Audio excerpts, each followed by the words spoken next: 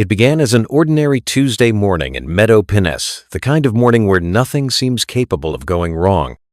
The sun rose lazily over the suburban rooftops, sprinklers hissed rhythmically over perfect lawns, and the familiar scent of coffee drifted from kitchen windows. Birds chirped in the distance, and my little sister had just boarded the yellow school bus. But nothing could have prepared me for what I saw next. I was inside our house, halfway through my glass of orange juice, when I heard shouting outside, sharp, urgent, angry. It wasn't the playful noise of kids or the routine fuss of garbage pickup. This was different. I rushed to the front window and froze. My father-me, 80-year-old father Jack Morrison, was chained to the back of a white HOA security vehicle. Real, thick, chains-cold metal links wrapped cruelly around his waist and hands. His cane, the same one he'd walked with since his hip surgery 3 years ago, lay snapped in two on the concrete. His favorite olive green flannel shirt was crumpled and covered in dust, and there was a smear of blood on his forearm. A wave of horror washed over me. I bolted outside, yelling his name, heart racing, legs barely holding me up. 2 HOA enforcers were standing nearby. One was a tall woman in dark sunglasses, her mouth pressed into a tight line. Her uniform bore the logo, Meadow Pines Community Authority. She gripped a walkie, talkie like it was a badge of honor. The other, a bulky, bald man, was holding a clipboard and looked completely unbothered. "What are you doing?" I shouted, almost stumbling onto the street. "That's my dad! Let him go!" The woman barely turned her head. "This man has repeatedly refused to comply with our community policies. He has ignored written notices, verbal warnings, and summons. We are authorized to take corrective action." I stared at her like she had lost her mind. "Corrective action? You chained an elderly man to your car." The man with the clipboard sneered. "Non-compliance has consequences. Your father has been occupying property within Meadow Pines without registering with the Homeowners Association. All homes here must abide by the rules." "No, they don't," I fired back. "This house was built in the 70s, long before your HOA even existed. We're not part of your subdivision." The woman folded her arms. "According to the 2021 charter expansion, all properties within Meadow Pines borders are required to enroll and pay dues." "You never served that to us," I barked. "You mailed it to a house that doesn't even exist on our street." They ignored me. My father, still on his knees, slowly lifted his head. His breathing was rough, his face glistening with sweat, but there was no fear in his eyes, only quiet rage. He spoke in a voice that cut through the air like a blade. "Unchain me, now." The woman raised an eyebrow. "Sir, you're not above the rules." He chuckled bitterly. "Rules? You think this is about rules?" His voice dropped low and cold. "You've made a mistake that's going to haunt you." As if the universe responded to his words, red and blue lights suddenly flashed in the distance. A sheriff's cruiser screeched around the corner and rolled to a stop. Out stepped Sheriff Thomas Grant, a seasoned lawman, tall and gruff, with sharp eyes that had seen too much. He adjusted his belt and stormed toward the scene. "What the hell is this?" he growled, pointing at the chains around my father. The woman stepped forward like she had nothing to hide. "Sir, this man has refused to comply with the HOA's updated policy. He is being temporarily restrained for non-payment of mandatory fees." Sheriff Grant's jaw tensed. He walked slowly toward my father, then stopped. "Jack?" he asked, voice uncertain. My father looked up. "Tom." The sheriff's face turned ashen. He stepped back as if the gravity of the situation had just hit him like a truck. He turned to the HOA woman. "You did this? To Jack Morrison? Are you out of your mind?" She frowned. "He's a resident who refused to comply, that's all." Sheriff Grant's voice thundered. "He's a veteran. Colonel Jack Morrison served 30 years in the U.S. Marine Corps, trained half of Homeland Security's original tactical division, Silver Star, Purple Heart, survived 2 IED blasts in Kandahar. You chained a national hero to your damn car?" The entire neighborhood had gathered by then. Families stood on porches, children clung to parents, and some older residents whispered to each other in disbelief. A few had tears in their eyes. Others were recording everything with their phones. One teenage boy shouted, "Is this even legal?" A woman across the street cried, "He's a hero." The two HOA officers started to panic. The woman reached for her radio again. "We need backup at Jefferson Lane." Sheriff Grant snapped. "No, you don't. What you need is a lawyer, and a miracle to keep you out of federal prison." The chain rattled as he knelt down and began unfastening the lock around my father's waist with his own keys.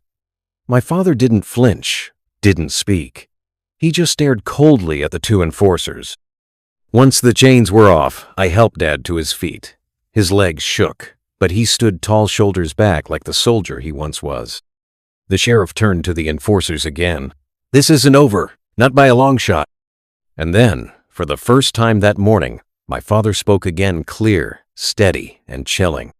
"You didn't just chain an old man," he said. "You chained a Marine, and I'm going to make sure the whole country hears about it." The moment the chains hit the ground with a loud clang, everything changed.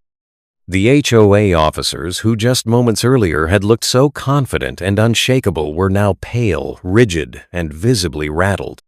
The female officer fumbled with her walkie-talkie, but Sheriff Grant barked, "You're not calling anyone. I want both of you to stay right here until we sort this out." I helped my father over to the curb and eased him down slowly. He winced but didn't complain, holding his side where the chains had rubbed his ribs raw. Neighbors began inching closer, murmuring in disbelief. Someone handed my dad a bottle of water. Another draped a small blanket over his shoulders. The air buzzed with tension. One elderly neighbor, Mrs. Sue Dalton, stepped forward. "I've lived on this street for 42 years, and I've never seen anything like this. They can't get away with this, can they?" Sheriff Grant exhaled hard, removing his hat and wiping his brow. "That depends on how far they've twisted the law." The bulkier HOA officer, clearly rattled, finally spoke. "We didn't know who he was, Sheriff. We were just following policy." "That's the problem," Grant snapped. "You were following paperwork, not common sense, not decency." My father finally raised his head, fixing his steely eyes on the HOA woman. "Did you even ask me why I didn't want to be part of your little HOA club?" She remained quiet. He continued, his voice filled with quiet fire. "When I bought this house in 1981, I paid for the land with savings from combat pay. There wasn't a single paved road out here. And now, 3 decades later, someone builds a gated subdivision 2 streets down and suddenly thinks they own me?" The crowd clapped. Someone muttered, "You tell him, Jack." Sheriff Grant pulled out his phone. "I'm calling the county clerk. I want to verify this charter expansion they keep referring to." While he stepped away, the crowd began to swell. News traveled fast in Meadow Pines, and within 20 minutes, 2 local reporters arrived. A young woman from Channel 6 News stuck a mic in my dad's face. "Sir, I'm told you were chained by your neighborhood HOA. Can you tell us what happened?" My father turned his head slowly, locking eyes with the camera. "They tried to silence me, to shame me. But let the world see what happens when power goes unchecked. I won't back down." And just like that, his words exploded online. While I helped my dad back inside, social media was already ablaze. Hashtags like HOA abuse, veteran chained, and Justice for Jack were trending by sunset. People from across the country, veterans, neighbors, even civil rights attorneys began weighing in. But what we didn't know was that behind the scenes, the HOA leadership was already trying to spin the narrative. Later that night, they released a press statement calling it an unfortunate misunderstanding, claiming my father had become aggressive and had to be temporarily restrained for the safety of others. I couldn't believe what I was reading. Aggressive? This was a man who still helped shovel snow for our elderly neighbor 2 doors down, who rescued a kitten from a storm drain last month. That night, as my father lay on the couch with an ice pack on his ribs, I sat at the kitchen table, fuming. "They're lying, Dad. They're painting you like you're some crazy old man." He didn't look surprised. That's how it works, son. When people abuse power, they don't apologize. They rewrite the story. I clenched my fists. Then we need to write our own story. Tell the truth before they bury it. He gave me a tired smile. I like the sound of that. By morning, our doorbell hadn't stopped ringing. Lawyers offered free representation. Veterans groups offered support. And a petition calling for the HOA president's removal had gained 30 signatures overnight. But the most unexpected moment came that afternoon when a black SUV with tinted windows rolled up our driveway. Out stepped a woman in a tailored blue blazer. She looked powerful, polished, and furious. "Good afternoon," she said sharply. "I'm attorney Lydia Ramos. I represent the Veterans Civil Defense League, and I've been sent here for one reason, to take these people down." I blinked. "Wait, you're a lawyer? You came all the way here?" She nodded. "We saw the video, the chains, the uniform. That was a direct violation of Title 38 of the U.S. Code. We're pursuing federal charges, and I'd like to speak with Mr. Morrison now." I led her to the living room where my father, now sitting upright with a hot cup of tea, looked her over. "You're here about the HOA?" he asked. "No," she replied, dropping her bag. "I'm here because someone needs to teach bullies that veterans don't kneel. Not to dictators, not to terrorists, and certainly not to a crooked HOA." My father chuckled for the first time in 2 days. "Well then," he said, raising his cup, "let's get to work." The house that once echoed with the sounds of quiet mornings and gentle jazz now buzzed with warlike urgency. By Thursday morning, our living room had transformed into a command center. Laptops were open on every surface. Printouts of HOA bylaws, local zoning maps, legal documents, and historical property deeds covered the coffee table like battle plans. Attorney Lydia Ramos stood at the center, commanding attention with the precision of a general.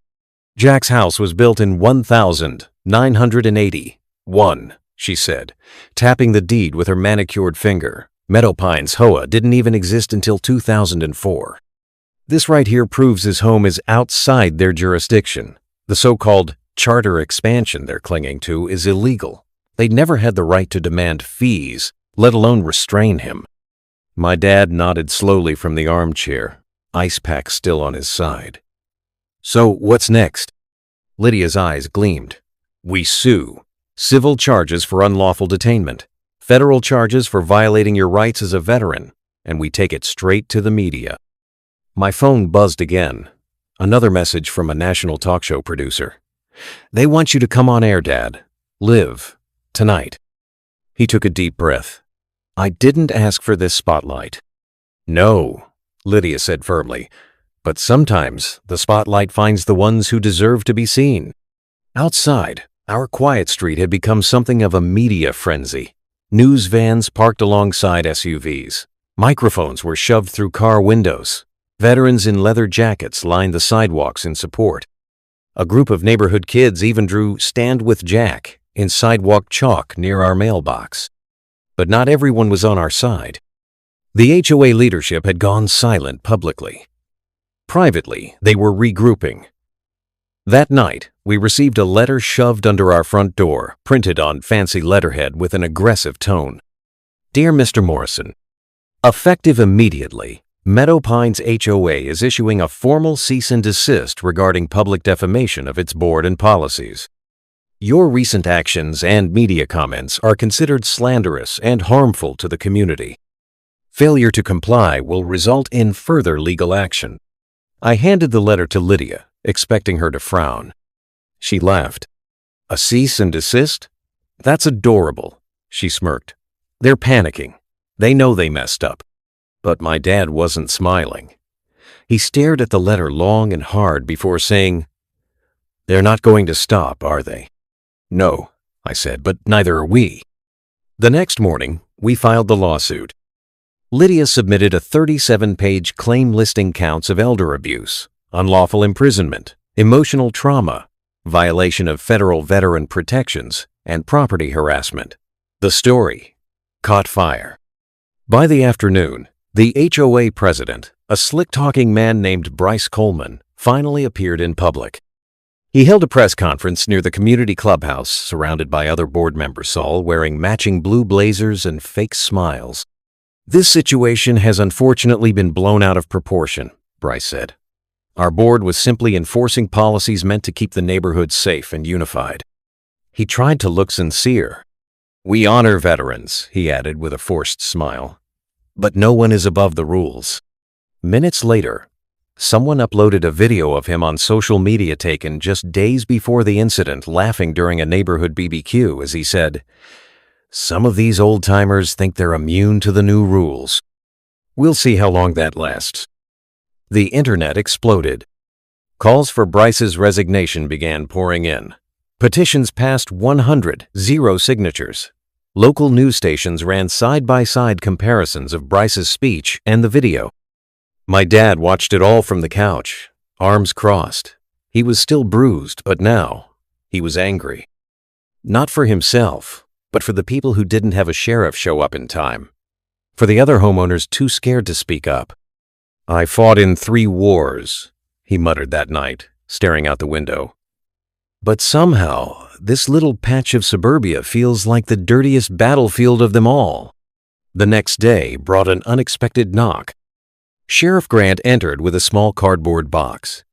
Inside were torn documents, emails, photos evidence. "We did a quiet sweep of the HOA office," he said. "Anonymous tip. Seems your pals were rewriting local maps, forging service notices, and keeping 2 sets of records on official and 1 private. They knew your house was exempt. They just didn't care." My father's jaw clenched. Lydia's eyes narrowed. "That's conspiracy and fraud." Sheriff Grant nodded. "And that's just what we've found so far."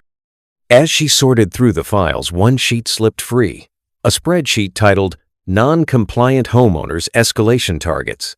My father's name was first on the list. It was never about community safety. It was a hit list. "They targeted you," I whispered, "from the start." Dad stared at the list, then looked up slowly. "We're not just taking them to court," he said. "We're taking them down." By Monday morning, the neighborhood had changed. Gone were the quiet strolls and friendly waves. Instead, hushed conversations, camera crews, and unmarked black cars occupied the once tranquil streets. What started as a personal assault on my father had grown into a full-blown scandal unraveling before the eyes of the entire nation.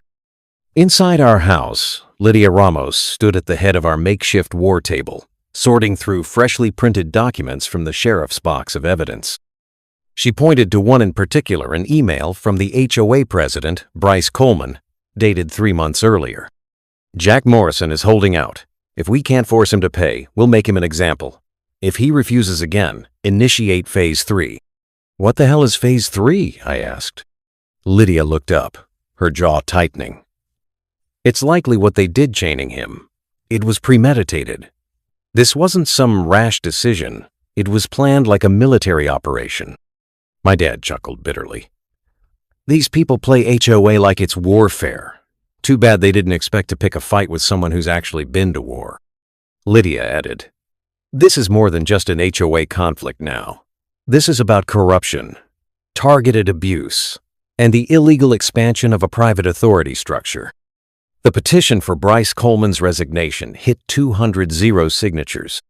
A class action lawsuit had been filed by 5 other homeowners in the neighborhood who claimed they were also harassed, threatened with fines, illegal lockouts, and public shaming. But then, something happened that made things personal again. A brick was thrown through our front window. We had just sat down to eat when the crash erupted, glass shattering, the wind rushing in. I shielded my dad instinctively as Lydia hit the ground, already reaching for her phone. We ran to the window. No one in sight. But on the floor, wrapped around the brick, was a note. "Stay quiet, or next time it won't be your window." My dad stared at the message without blinking. "They want us scared," he said. Lydia stepped outside, dialing the sheriff. "Well, they just crossed the line into criminal intimidation." Later that night, we installed new locks, reinforced the doors, and set up security cameras around the house. But despite the fear, something shifted inside my father. The man who once spent most of his days in the backyard garden or watching History Channel reruns now stood at the center of a movement. People came from all over to thank him. Veterans saluted him at the grocery store. A group of teenagers made shirts that said, "HOAs don't scare Jack." And through it all, my dad remained calm. But I could see the fire in his eyes growing. The court date was set for 2 weeks out. But before that, Lydia had one more plan.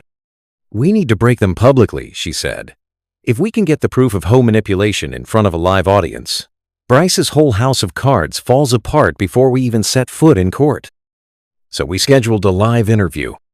It aired during prime time on Channel 6 News, and we made sure it was streamed across every major platform. The anchor, a polished young woman with a concerned expression, opened with a simple question. "Colonel Morrison, can you tell us, in your own words, what happened that day?" My dad leaned in, calm and steady. "I was chained like a dog because I refused to bend the knee, because I stood up and said no to a group of people who thought their money and power gave them the right to control everyone." Gasps came from the studio audience. "And let me tell you," he continued, "I didn't fight in Iraq, Afghanistan, and Vietnam just to come home and be told I need permission to fly my own flag, to grow tomatoes in my backyard, or to breathe freely in my own home." He turned to the camera. "This fight isn't just for me. It's for every quiet neighbor who ever got a bogus violation notice, every family bullied by a board they never elected, and every veteran who should be respected, not shackled like a criminal." The crowd erupted into applause. But the most powerful moment came next. Lydia stepped up and revealed the spreadsheet, the escalation list.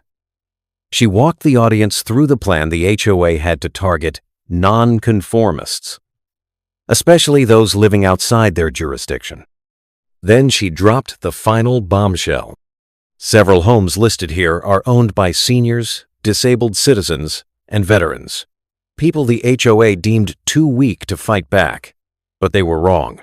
They picked the wrong man to chain to a car. That night, donations to the legal fund soared. Civil rights groups joined the lawsuit. The HOA's insurance company announced it would no longer represent them in court. And Bryce? He finally cracked.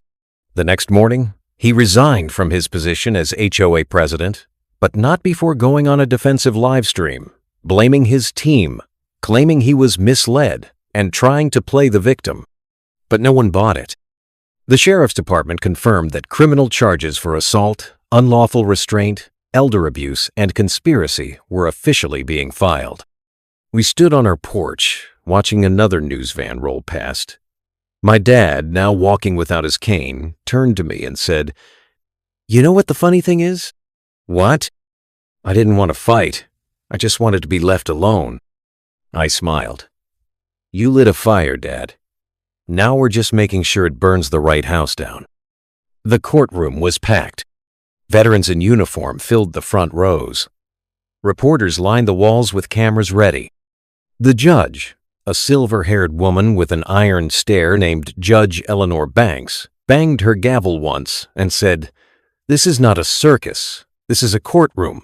Let's proceed with the case of Morrison versus Mann, Meadow Pines, HOA." I sat beside my father as Lydia Ramos stood, confident and composed. She opened with a quiet but commanding voice.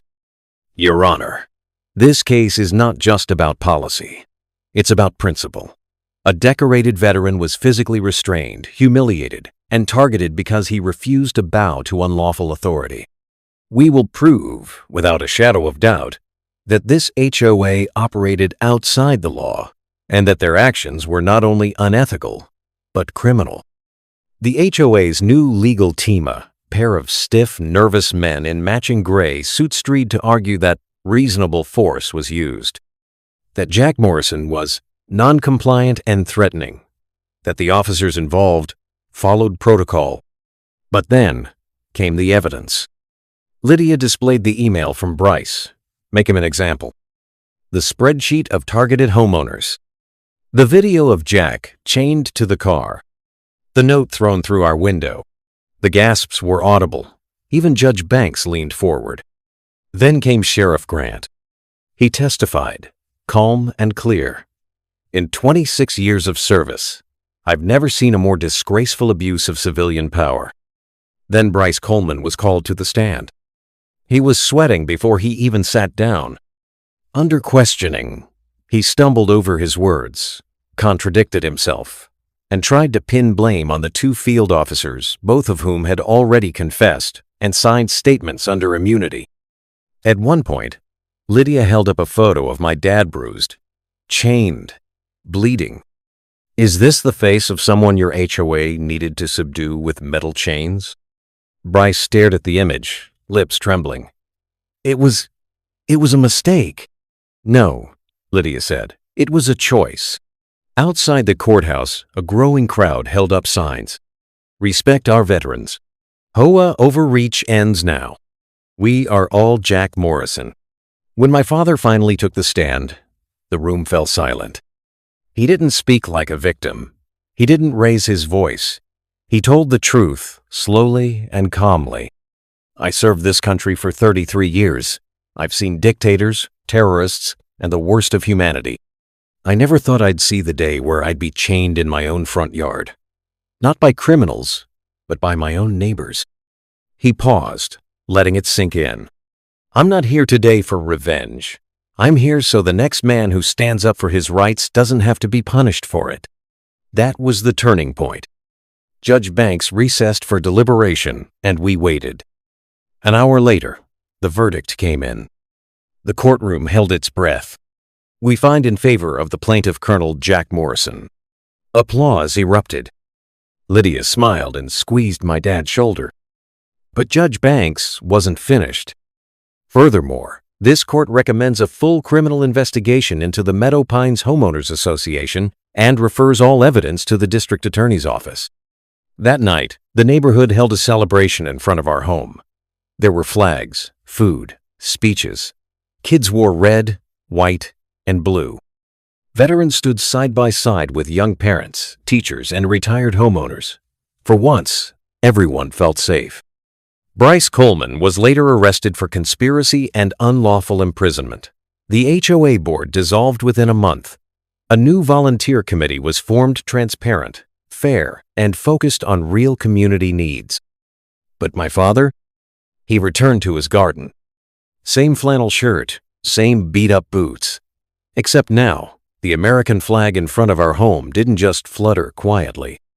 It waved in victory.